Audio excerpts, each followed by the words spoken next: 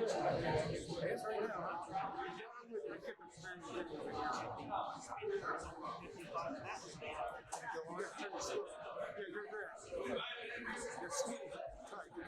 Yeah, I'll share it with you. Right.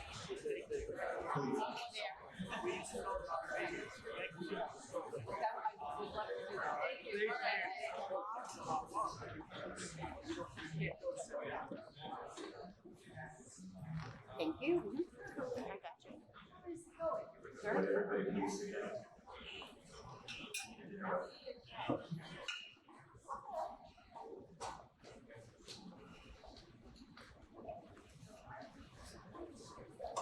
All right. Welcome to our the Lee County Bar Captains for Clean Water Luncheon. My name is Blake Hampton. I'm the president of the Lee County Bar this year. And first, I would like to welcome the Honorable Kimberly Bocelli up here to do the invitation.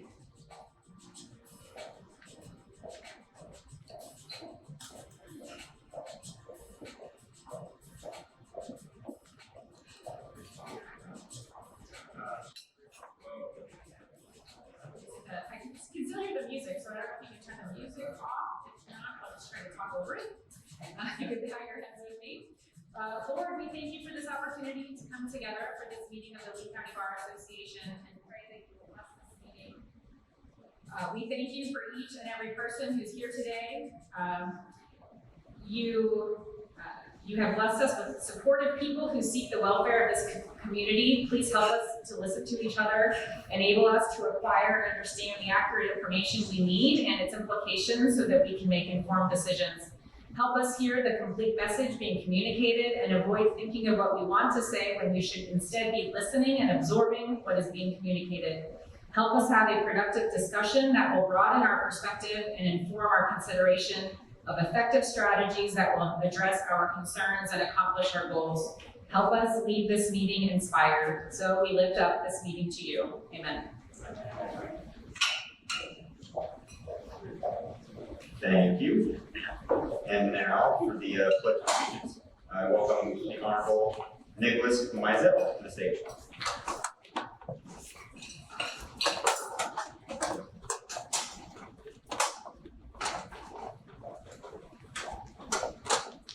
Say that, we say that prayer before every hearing. All right, please join me. I pledge allegiance to the flag of the United States of America, to the republic which stands, one nation, under God, indivisible, with liberty and justice for all. Thank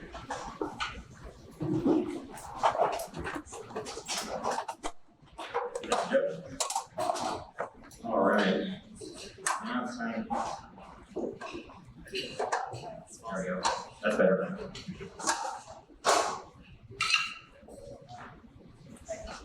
I don't have my glasses on, so it's I have to see. All right, I'm going to acknowledge the dignitaries in attendance today. The Honorable Kyle Cohen.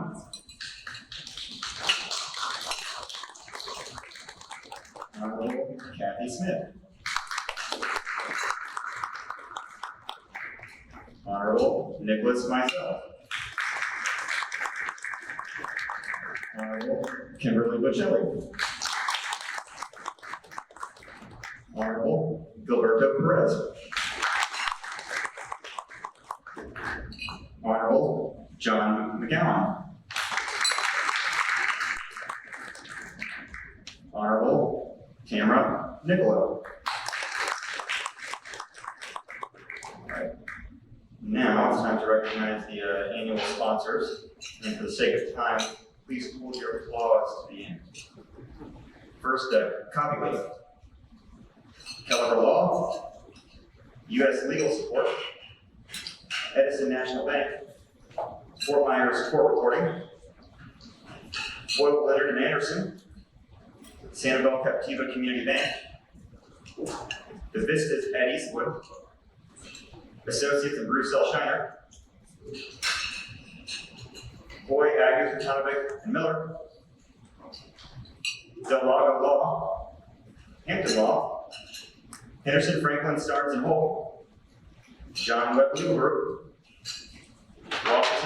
Webb, law offices of Michael Reyes, Park Royal Hospital, the lawyer Roland Bell Morgan, Conrad PR Marketing, and Sexto Productions.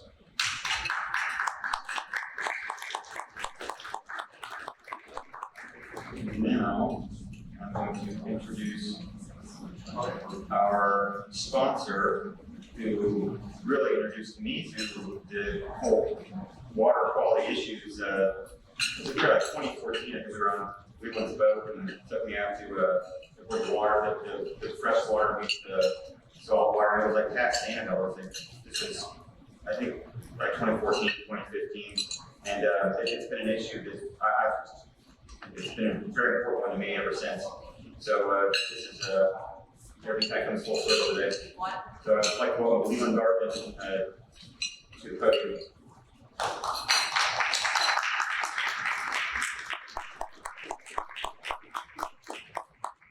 Thank you all for coming and playing. Thank you, Lauren, and the rest of the bar.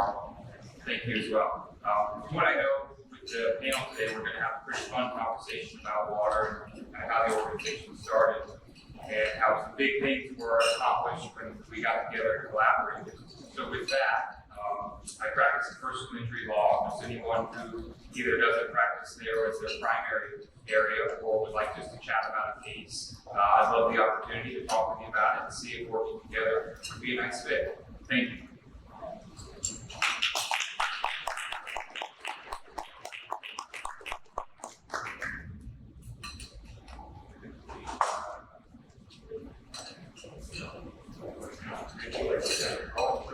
I'll introduce myself. Like you want to go?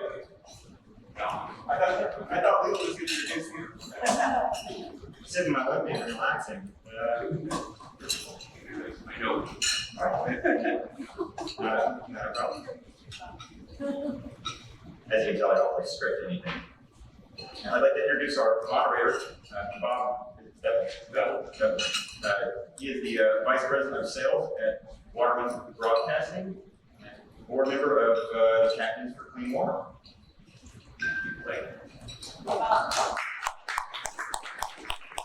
Welcome, everybody.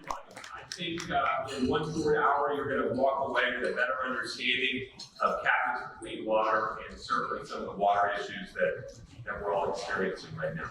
But let me introduce our panel today, okay? And I'm going to try to be brief, but these are incredible individuals up here. PJ Shiner is a board-certified civil trial lawyer who has practiced with his father, associates in Bruce L. Shiner, attorneys for the injured since 2007. And if you haven't noticed, you haven't seen billboards, you haven't seen TV spots, Bruce has celebrated his 50th year serving the injured here in Southwest Florida.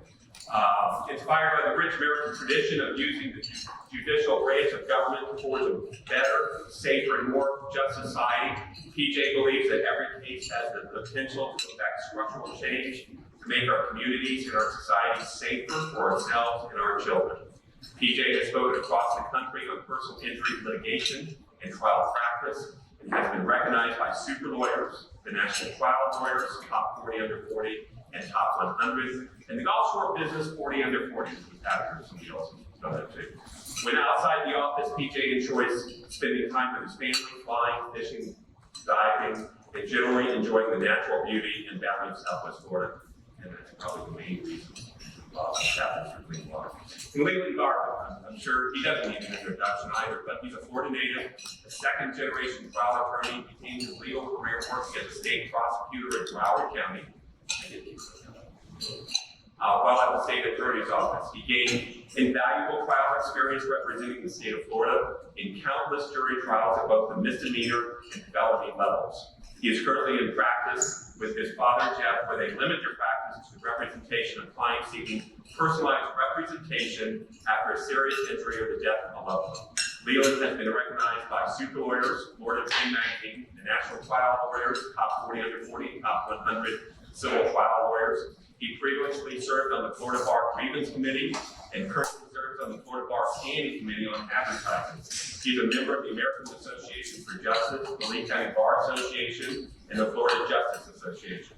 In addition to the Florida Bar, Leland is admitted to the U.S. District Court for the Southern District of Florida, as well as the Middle District. While not behind his desk, he enjoys spending quality time with his wife Heidi to practice yoga.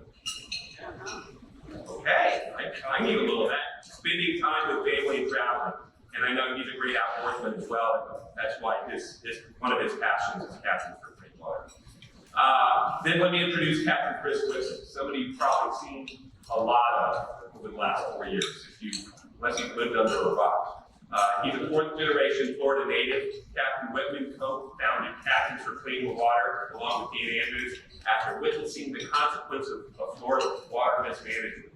His extensive experience as a fishing and hunting guide, nationally renowned tournament angler, and on-camera host and TV show producer allows him to engage the leading brands and personalities across the industry and identify opportunities to expand the organization's reach. And if you've ever been walking around with Chris at any kind of event, he's a rock star. People come up to him. John Locke. John, what a great advocate we have in John Locke, too. He serves as president and CEO of Sanville and Captiva Island Chambers of Commerce. John is actively involved in local and state government and provides leadership and insight to all organization programs and events. John currently serves on the Visit Florida Board of Directors, the Florida Restaurant and Lodging Association Board of Directors, the Lake County Sports Organizing Committee, and is chair-elect of the Florida Association of Chamber Professionals.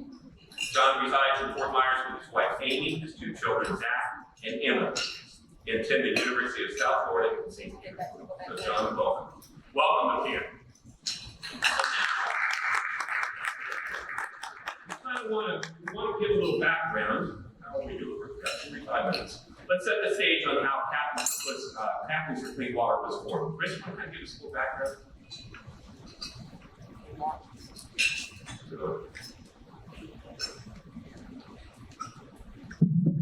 There we go. How y'all doing? Captain Chris Whitman, first of all, I'd like to thank Leland and the Garvin Law Firm for hosting the event here.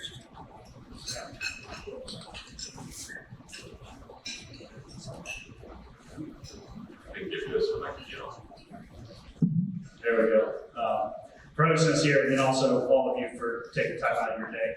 I'm born and raised here. I grew up elementary school on Sanibel Island, and my whole life revolved around the water there. And then as kind of a teenage kid, I grew up right down the road here off McGregor with the river in my backyard. And so my whole life, my whole life, the kind of waters here were the center and inspiration for everything I did. And throughout my life, we have experienced impacts of our water quality, the degradation, habitat loss, and this constant downward trend. And forever, it was just kind of like something that we had to deal with.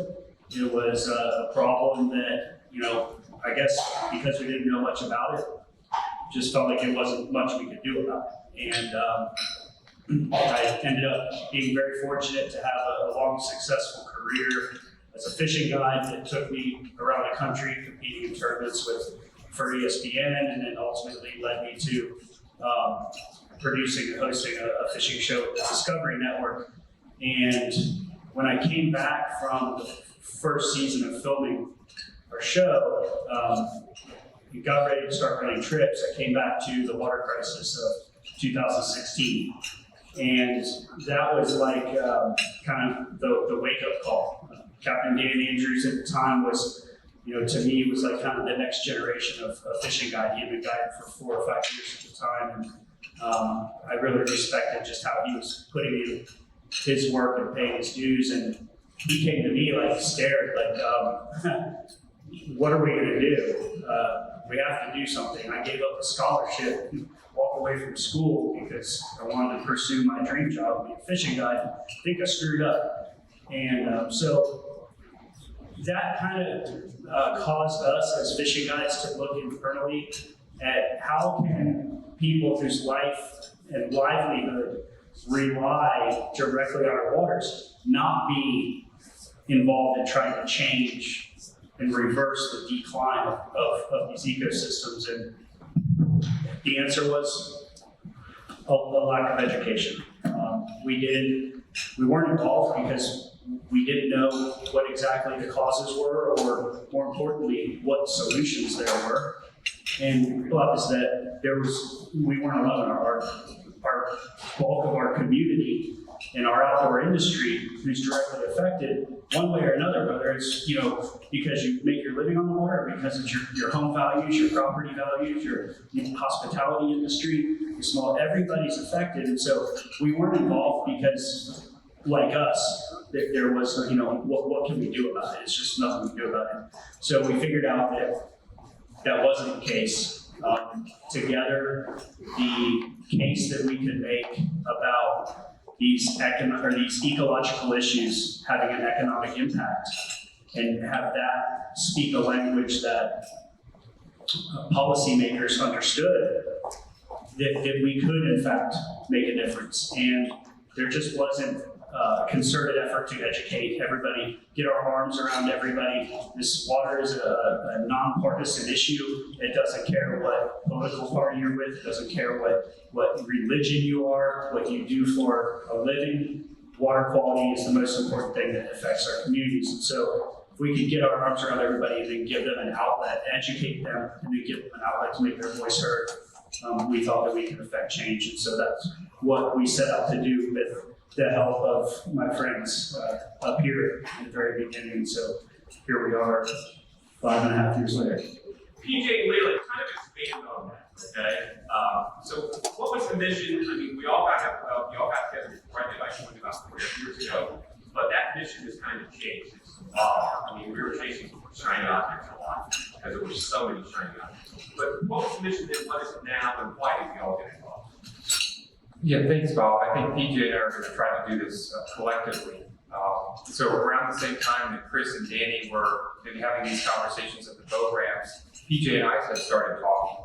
I had lived in Lauderdale for a little bit, had family that was down in the Keys, and I wondered, why is the water so nice everywhere else, but it's so bad here? And then dug a little deeper and found out that, wait, the water that's killing us in our tourism and our livelihoods, you name it, here in Fort Myers, is needed down in the Keys. I just started, and I got deeper, and the deeper I got, the more disgusted I was with how the policies were that were in place at the time, and how unfair it was, especially to us over here that was taking 2/3 of the water. So I started posting on Facebook and just talking to anyone that would listen to me about this. And finally, at some point, I think PJ had an experience where he reached out to me, and I had this. I'll hand it over to PJ here, but I knew Chris and I went to high school together, so even way prior to captains for me.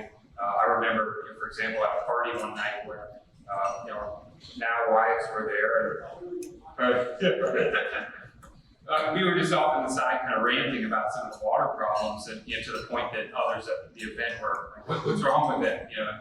It all circled back after PJ and I had been connected, and we all got kind of reintroduced and reinvigorated on this problem.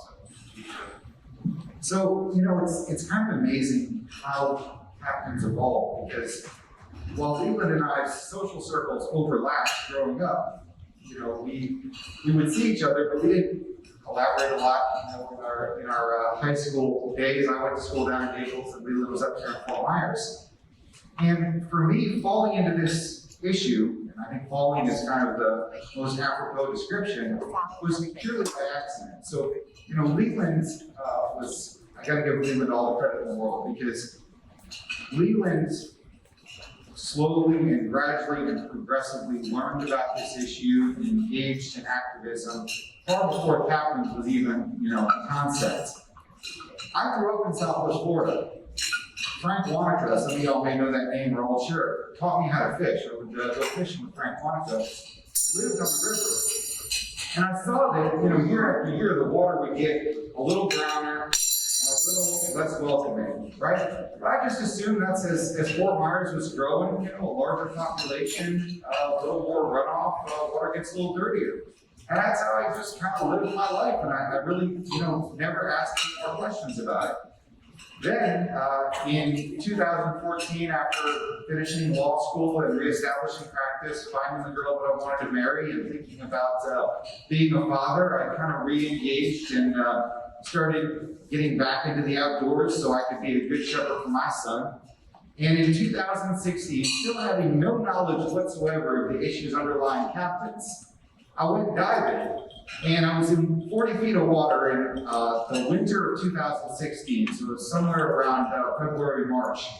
And for y'all who aren't divers, right, the water is supposed to get clear and nice during the winter time because the summer brings the rains brings the runoff makes the river ground, which then gets carried out into the Gulf. So the winter is supposed to be the time that you go to the shallower spots offshore and you get that beautiful, nice, clear, clean water. And so I went on this dive and I actually hit the bottom before I saw it. The water was so dirty that in 40 feet of water, about 5 miles offshore, I literally hit the bottom before I saw it. And then I ascended to the surface, I got out of the water and I smelled like fertilizer. It's the proper way to say it in a room where we're all eating. And I said, what's going on? I had no idea. So I went home and I did a bunch of Google research, right? And I learned, for example, that the Caloosahatchee didn't naturally connect directly to Lake Okeechobee. The headwaters of the Caloosahatchee River was Lake Okeechobee. And I knew that, the stuff coming down out of the river was a problem, but I just assumed that this was a natural thing that had existed for eternity. And this may sound silly, right? Because I thought I was a pretty well-educated, well-informed, involved individual and member of the community, but I had no idea what was happening. And the more I learned, the more angry I got. And this all happened in a very compressed period of time. I got angry because what we were experiencing in our community was completely man-created. And not only was it man-created, but it was avoidable. There were alternative options to mitigate and to improve the situation that was being imposed on us, as we all remember back in 2016. So that was kind of my moment of discovery. And so I reached out to Leland, who I knew, from Facebook and other social media, had been working on this issue far before I was aware that it even really existed. And we joined forces. We worked together to produce some PSAs to try to share what was happening and bring awareness to this issue. And then obviously through Leland and through other contexts in the community, we found Chris and Danny. But this was all a discovery that what is happening is not right. It doesn't need to happen. There are alternatives available to us to make things better, to make our beaches cleaner, to make our waters cleaner, to make this an even better home for our families and destination for tourists who, John certainly wants us to make sure we're welcoming with open arms. So I know I've been talking for a long time and I appreciate it, but this is a very passionate issue for Leland and for me, and it's exciting that we've been able to collaborate, to work under the leadership of Chris and Danny to get us to the point we're at today. But I don't want to keep talking. There was a two-part question, and the second part, the answer. So Leland, do you want to pick up, the journey? No, what we want to find out now and talk about a little bit about, we're a 501c3. Okay, Leland, why are we a 501c3? We're not a 6. We get asked occasionally, we talk about it. Yeah, so at least the backstory on that is we were sitting at PJ's office. We decided to meet there, really a couple times a week in the evening. Me, Chris, Danny, there were some others at the time, and we didn't know the differences between these. We just, honestly, how about we pick that one? That one sounds better. But we knew we didn't want to get too involved in the political end of it because we saw where even people, personally, that we maybe wanted or we thought would be the silver bullet that would fix this problem, either lost, and then personally we had made enemies with politicians throughout the early stages of this process. We knew that if we wanted the group to survive, that the only way to do that was to make it a C3 and not for profit, and largely stay out of the political arena. Yeah, so I think another component of it was that, sure, it's all dictated on policy, and I think you're going to hear that paradigm that I was describing, where it's a right and wrong paradigm where there is an opportunity to make things better. But what we decided is, by our own experiences, if we educate enough people, if we make enough people aware of what is happening, why it is happening, and what the alternatives are to what is happening, we will affect change in the old-fashioned way, right? We still live in a democracy where people are, they can affect change in expressing their will through, mass movements, right? And so we thought that education and outreach was the real way to solve this problem. Leland and I talked, at length, was there a litigation aspect? Was there a judicial intervention that we could seek to solve the problem? And there just wasn't. So it was a good old fashioned, how do we educate people to make the change we want to see? Anybody want to expand on the legal? Black and white when it comes to fundraising and things like that.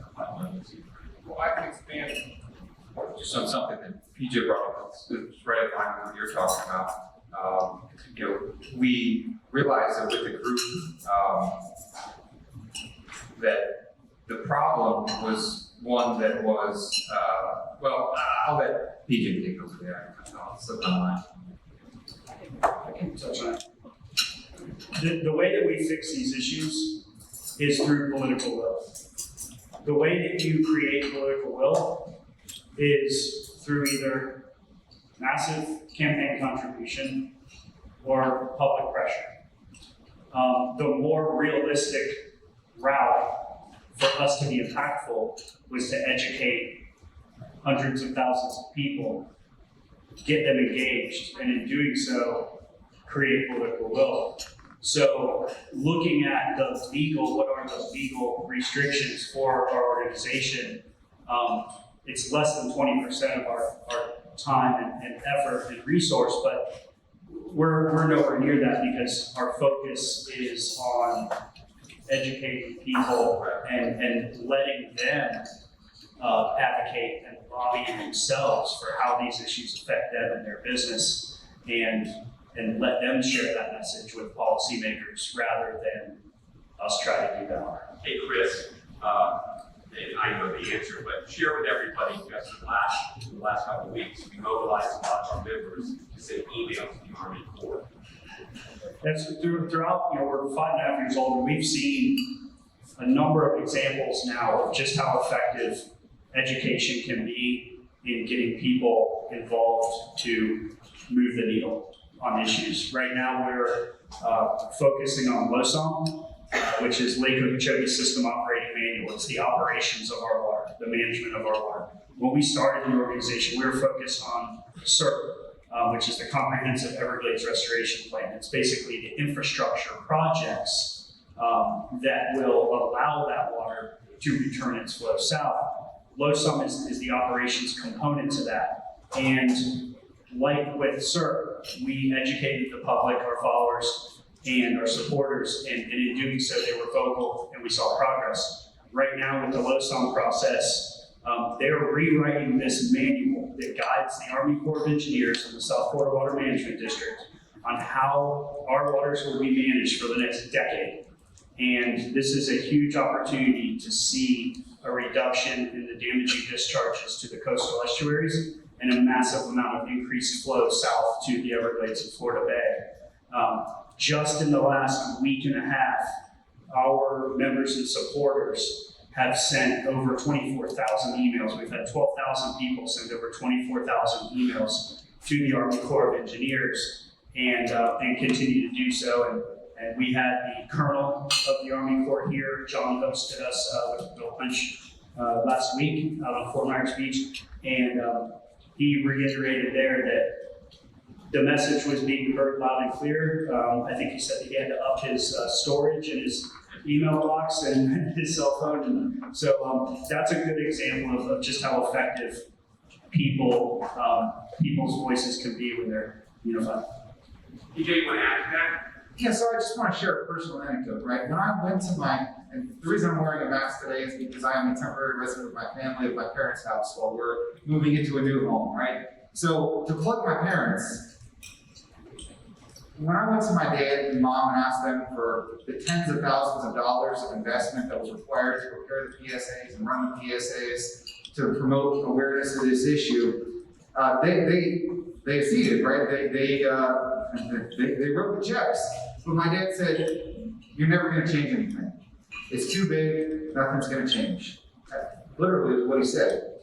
And, you know, I think that probably was the prevailing attitude, right? That it's just too big, and if you're not gonna funnel millions of dollars into the, you know, political process to influence it in that way, then, you know, things are just not gonna change.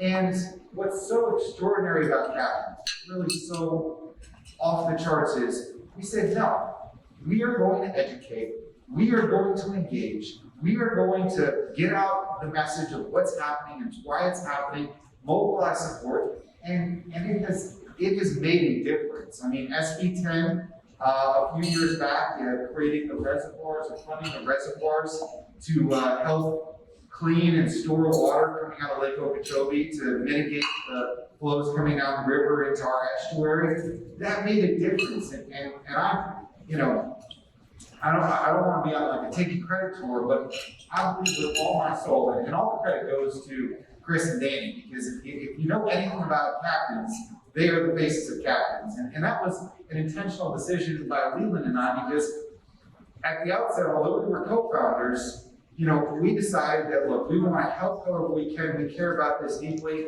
but honestly, the public faces of captains being two personal injury lawyers, you know, is not, you know, is not the best for connecting with the public.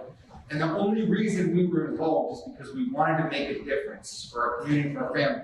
You know, for me, it was for my son and now my daughter.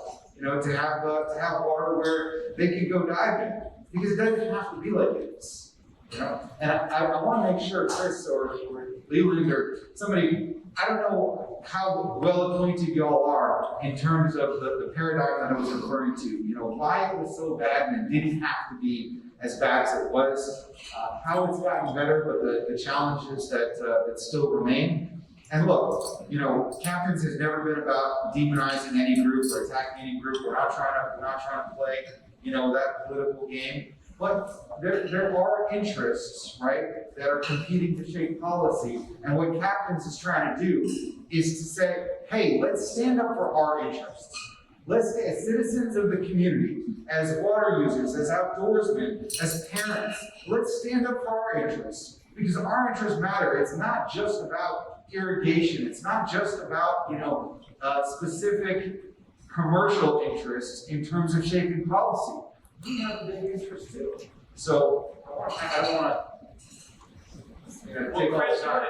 You know, okay, we're talking about everything from the Singing River South, east, west, down to the Keys, even further into the Keys. But our footprint is a lot bigger, and I don't think people know that. I was in Jacksonville, back from the fly fishing trip. I was born in Captain's Gap. Somebody came up to me when I was sitting there at the airport and said, I've heard about you guys talking about it. And so we've done some other things around the country. There's certainly our focus here. What are some of our short-term and long-term goals? Yeah, that's a good point. Actually, right before I came here, I had a call from a guy in Kentucky.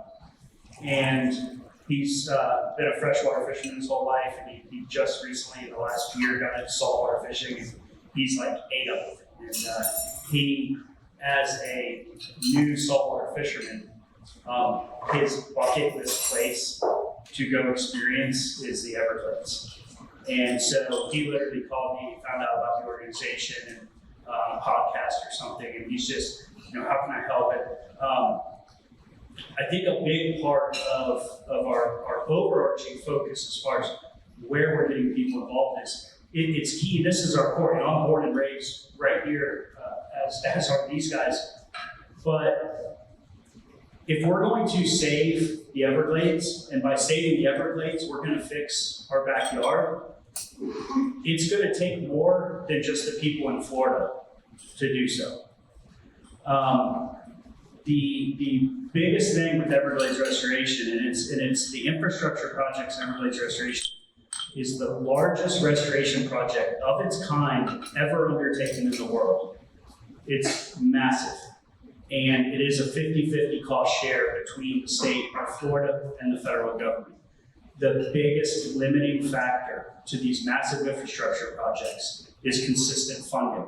especially on the federal side. And so if you have an infrastructure project like a reservoir, like PJ was talking about, that may span 6 to 10 years of construction, and you're not sure where that funding is from year to year, it will drastically differ. And it has throughout the process of Everglades restoration. So it is key that we have people in other 49 states, that we have leadership in DC from the other 49 states that recognize the Everglades as a national treasure, as an iconic fishery, and something that absolutely deserves the investment from the federal government to save and restore. And by doing so, we see that process through to finalization, and in the process we save the east and the west coast and Lake Okeechobee and Florida Bay and the drinking water supply of 9 million Floridians and numerous other businesses and economies in the process. That's our overarching goal. Our focus is right now, we have 3 key policy objectives, we would call them. Starting with that infrastructure, Everglades restoration. The second is the operations that I just talked about with LOSON. The third is nutrient runoff. Basically, Florida needs a nutrient diet. We have way too many land-based nutrients making their way into every one of our water bodies in the state of Florida, whether it's the springs, whether it's the lakes, whether it's the rivers, whether it's our estuaries. We have issues with septic tanks, with municipality, sewage infrastructure, with industrial fertilizer, with phosphate mining.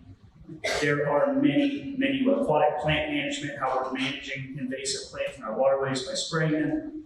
We have many issues with the amount of nutrients that are in our waters and the amount of nutrients that continue to make their way into our waters that are fueling harmful algae blooms like blue-green algae, cyanobacteria, like red tide, like we experienced in 2018. And so that's that third key policy objective, that as we've grown as an organization, as our resources have grown, that's that third one that we are starting to implement right now.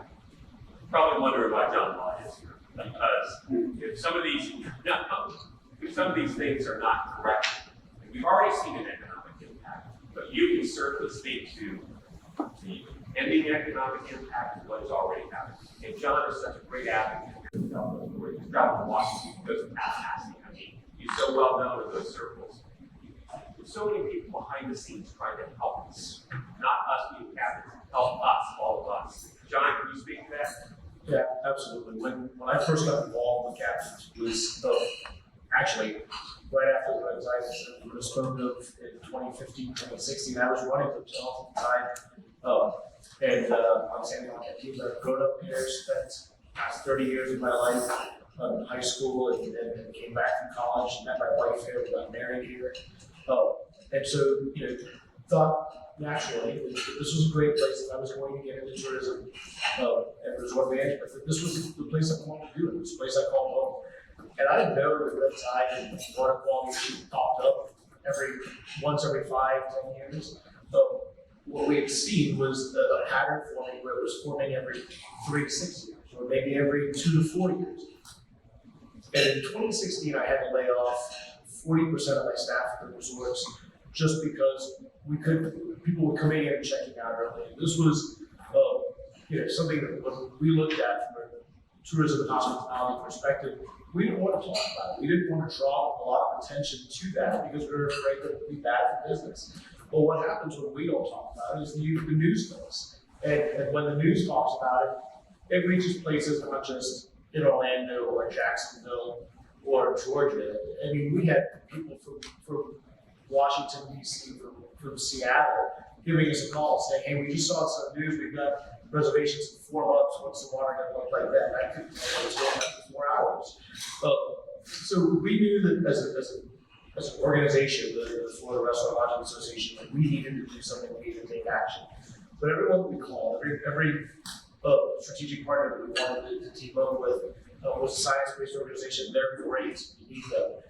But they didn't talk to us in layman's terms. And so for a bunch of hoteliers sitting in the grid, to understand the science behind this is we can't effectively communicate that to a legislator. What we know is we know how many jobs are our industry brings to the table. We know how much tax revenue our industry brings to the table, but we know how much our communities depend on the hospitality and tourism sectors of the economy, and we could communicate that. And so we went up to Tallahassee the following year, really to advocate for Visit Florida, and at the same time realized we had an opportunity to advocate for SB 10.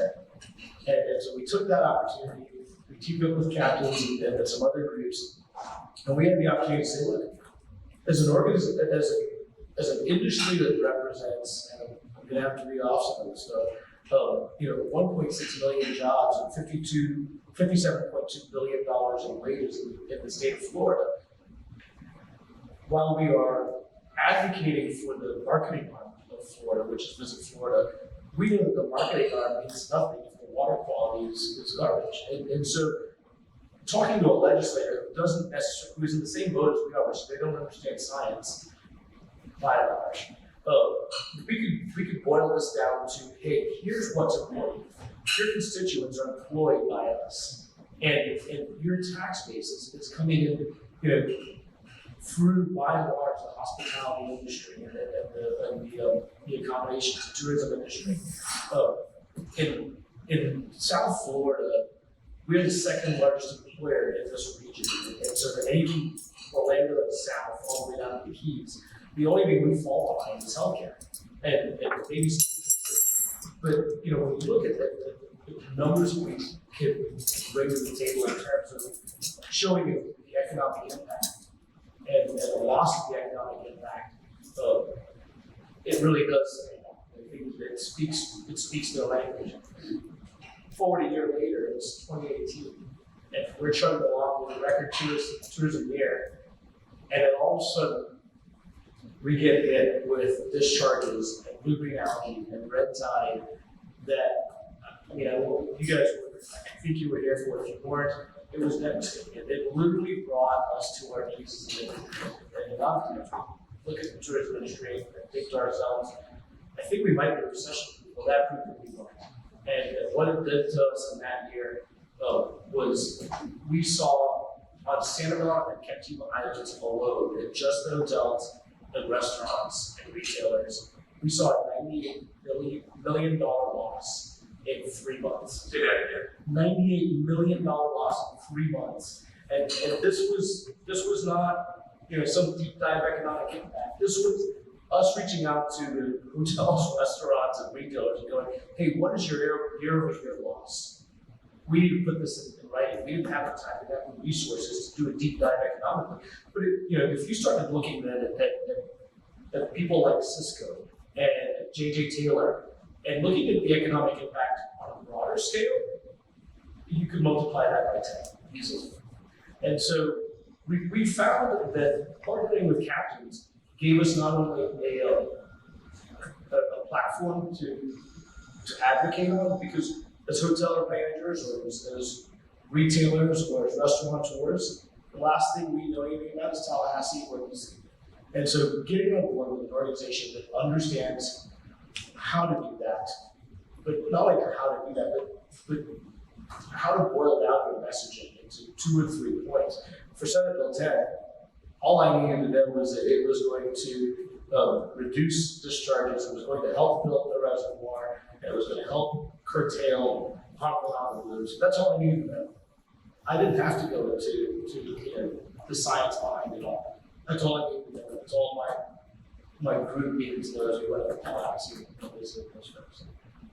I don't want to take up all. Now, I remember early on some of the chambers and tourism organizations were kind of alluded to that, but that's completely changed. You've got compliance. Yeah, absolutely. So in 2018, actually it was in 2019, after what we experienced in 2018, Chris and Daniel sat down with, at that point I was no longer managing resorts, I was running the Chamber of Commerce in Santa Barbara, and he said that we have 8 chambers of commerce here in Southeast Florida. We were very disjointed. We were operating in our own silos in our own communities and doing a great job. We weren't unified at all. And so what Chris and Daniel did for us was help give us the groundwork for collaboration. We've since formed the Southwest Florida Alliance of Chambers, and we've been able to go up to Tallahassee 3 years in a row now and advocate for things that are important to all of our businesses. We now represent 300,000 jobs in Southwest Florida, and with that, you can take that up to Tallahassee and you see it. Now you've got something to build on. You're talking about your constituents, you're talking about wages, you're talking about tax base. And I think that has given us the ability to get into places where we normally would not be able to. You said 300,000 dollars, quick math, that's 1 out of every 4 people here in Boston. Absolutely. That's how. Well, and we're realizing that it's not just hotels, it's not just restaurants, it's not just retailers. Real estate is very dependent on tourism. You look at construction, it's very dependent on tourism. Because those tourists become residents who then renovate homes. We're looking at the need for just about every service that's provided in Southwest Florida. When tourism thrives, they do well. When it does not, Hey Chris, what about the economic impact for the outdoorsmen, the fishing, the boating community, all that? There's a lot of economic impact there. Yeah, there is, and I don't know how many. Just looking at fishing guides, what my profession was, there's several hundred just in Southwest Florida. My rates were $1,000 to $1,200 a day. You can do the math there. It's a massive economic driver. But our customers who come here to fish with me, stay in John's hotels, go and eat at our restaurants. They fly in on airlines. They rent cars. They probably get hurt on Daniel's boat, PJ or Leland. But I remember when 2018, when we kind of seen the forecasting of how this could cripple us as a community from 16, and some our fellow fishing guides and some of the business owners were like, hey, you guys, you're bringing attention to this, and it's going to hurt our business. And we're like, well, that's kind of a short-term way of thinking, because your clients come here today and have a bad experience and they saved up all year to bring their family on vacation here. It's real likely that they're not coming back. And for me, that really was resonating because I'd been a guide for 18 years at the time, or 16 years at the time, and majority of my clients, 90% of my clients, were return clients that came every year and would fish with me for a week or 10 days. And so if I lost them, it was, but we went out to Stanville, and I remember we met with Dave Jensen, Jensen's Marina, and he could hardly tell you what he was experiencing without breaking down. He had 0 people staying at his marina. 0. He had 0 clients. They all left. And so that kind of, to me, really shows exactly how when that can be. I mean, we're fortunate, everybody here probably, knows the Galloway family. We have some great, services here that provide, soup kitchen and help feed less fortunate. In 2018, those services were on our barrier islands, feeding people who worked in the hospitality industry because they couldn't feed their families. That's pretty significant. So, I think that by now, there's probably pretty likely that every person that we interact with here in our community in one way or another has felt the impacts of water quality. We all have. I have one question real quick. So this is a very educated crowd, right? But I consider myself to be pretty educated before I discovered that. Does everybody understand, or does anybody want to talk about why the solution is actually fairly simple? I mean, we're a mature organization now, trying to get down into the details and address, specific policy items. But does anybody want that kind of fundamental, I see one hand. yes. Okay. So I'll start, maybe Leland, you can jump in too. But the bottom line is, right, water comes out of Lake Okeechobee, and there's only 2 exit points today for water from Lake, well, there's 3, but there's 2 main exit points, which is the St. Lucie River, which is a man-created river, and then the Caloosahatchee River. There's water that historically has moved south, but the water moving south has been slowed by a lack of infrastructure and by limitations of how much water can be pushed into the Everglades, because Lake Okeechobee is it's a eutrophic lake. In other words, it has way too much nutrients. So if you just took all the excess water in Lake Okeechobee and you pushed it down into the Everglades, it would kill the Everglades. And the federal government won't let that happen, rightfully so, and for good reason, right? So the problem is that you've got Lake Okeechobee. Lake Okeechobee used to naturally overflow the southern shore through the river of grass and flow in sheet flow, which created hydrology, which recharged aquifers. So there was a mention of like how what we do impacts drinking water, right? Because the natural history of hydrology was water would flow slowly and in sheet flow from the southern edge of Lake Okeechobee. It would sink into the ground and recharge the aquifers. It would move into the Everglades, and it would maintain a proper salinity balance for Florida Bay and estuaries in the southern part of the state, right? That was the natural condition. So we built farming in the Everglades agricultural area and the southern shore of the lake, and created this situation where now there's a limitation of where the water can go. So when it rains a lot, Lake Okeechobee fills up. So the core of our problems in our community is that when you push massive amounts of fresh water down the river, you blow up our estuary.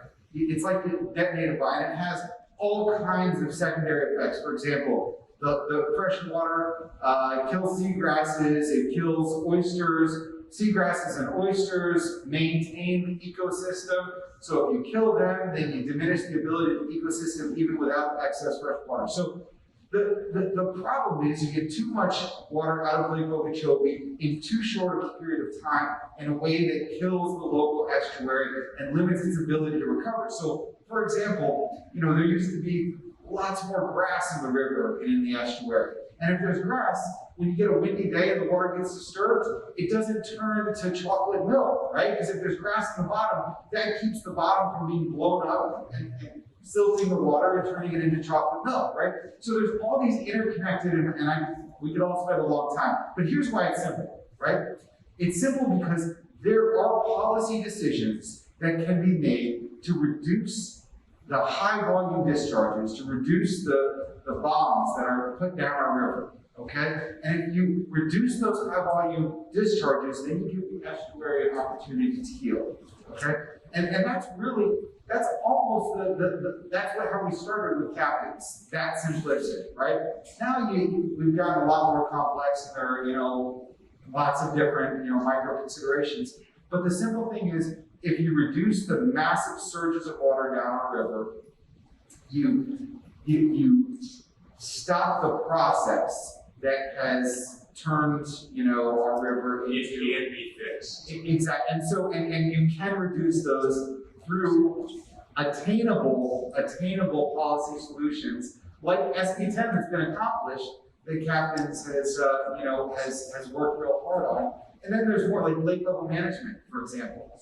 The lower the lake gets in the dry season, the more water the lake can absorb during the wet season, so the less water they have to push down our river to bomb our estuary and have all the secondary negative effects. So I want to stop there, not monopolize, but there is a real simple paradigm, which is that if we reduce those high volume flows into our estuary, into the St. Lucie estuary, then, and that's not saying we don't want water, right? Before all this happened, when the Caloosahatchee's headwaters was Lake Hicpochee, the water here was beautiful because it was a slow moving river. We can recreate that. That can be done. There are policies that can facilitate that while still providing everything that all of the other interests, agriculture, drinking water, everything that they need. So this is solvable. It is readily solvable. It's just, there have been some obstacles, There have been some obstacles. Yeah.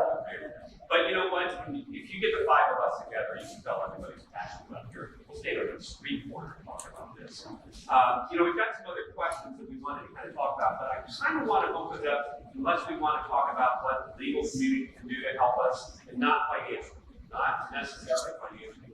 What PJ or Leland, what can the legal community, that's who we're talking to today, what can they do to help us?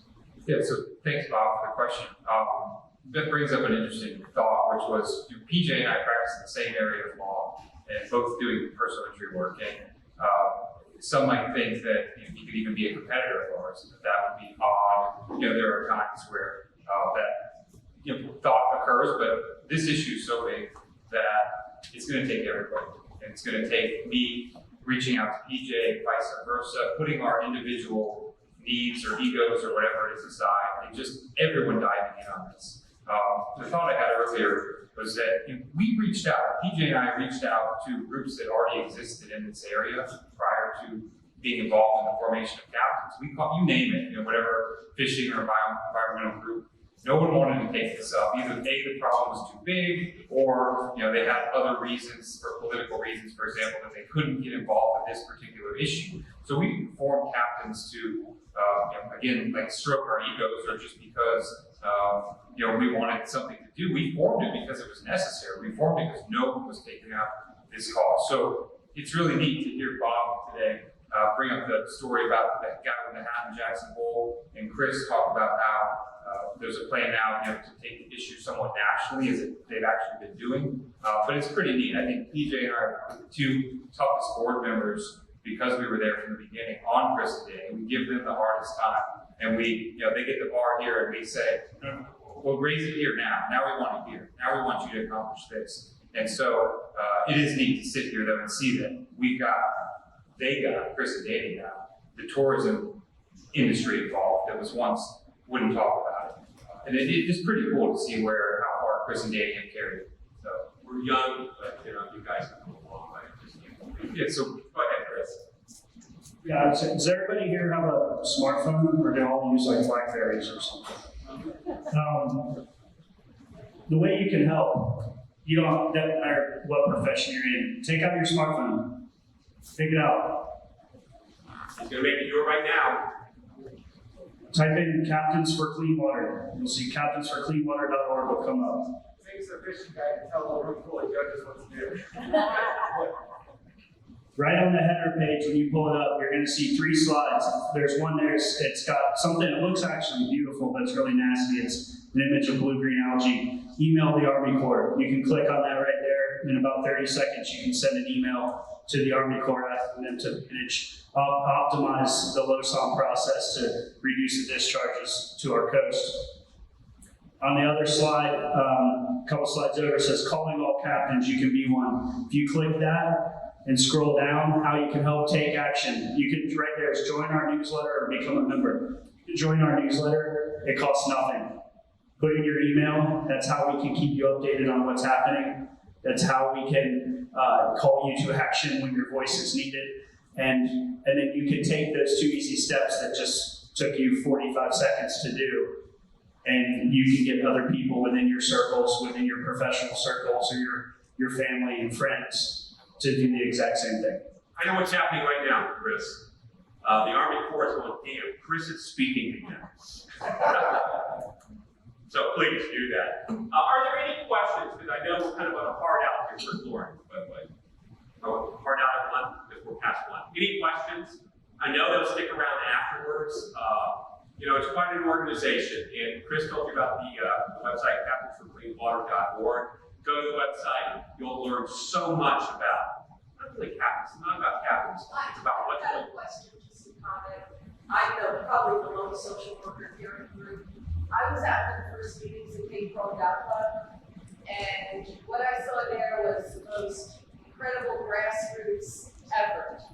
And I just wanted to commend you on where you've taken it. I am on the email list, so I do get the alerts, and I do stay abreast of what you're doing. The reason for that is because I am a social worker. I live in waterways, on the water. I grew up on the South Shore of Long Island on a canal. I moved here 32 years ago to live on a canal. And when what happened several years ago, I saw what was my main investment going to PET. So I went to that meeting, I saw what you guys do as a social worker, it is a perfect example of what a grassroots effort can do. And I just want to commend you, thank you so much for everything that you're doing. Thank you. Thank you. And I do want to thank, I know Bob wants to get everyone out of here, but I want to thank Bob.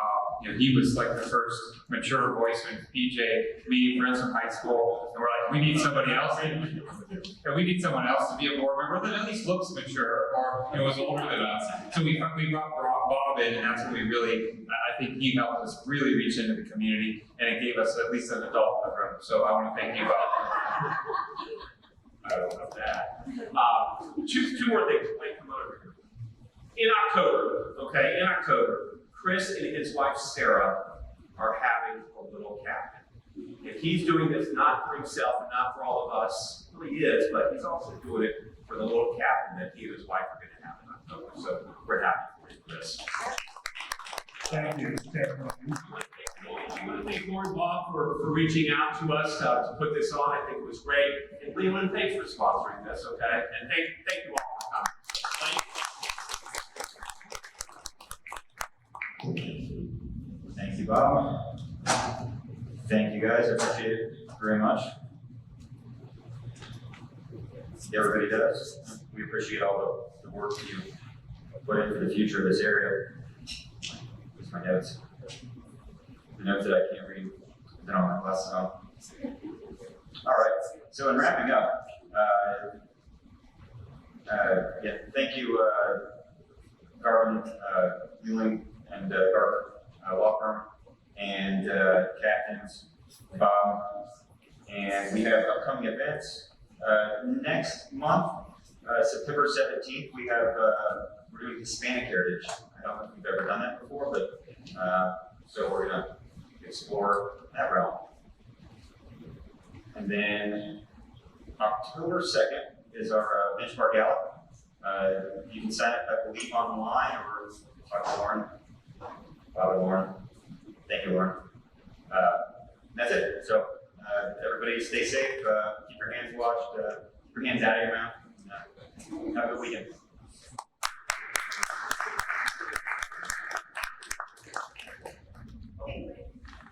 Nice. Go for it. So this is the first one. I have one coming in October too, and I'm also terrified, so I got you, Chris. But foundation is thanks to all the support of our Lake County Bar Association members. We are doing our next grant cycle. We gave about $60,000 last year. We're hoping to give more out to community organizations, 501c3s, maybe Catholics for clean water. So we're launching the application on September 1st. It'll be on the Bar Association's website, or you can email me and I'll send it along. Your own community organizations that would like a grant, please apply. Thanks.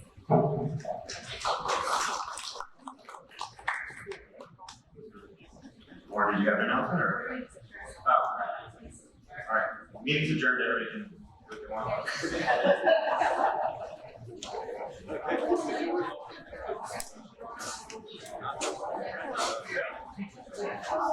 want.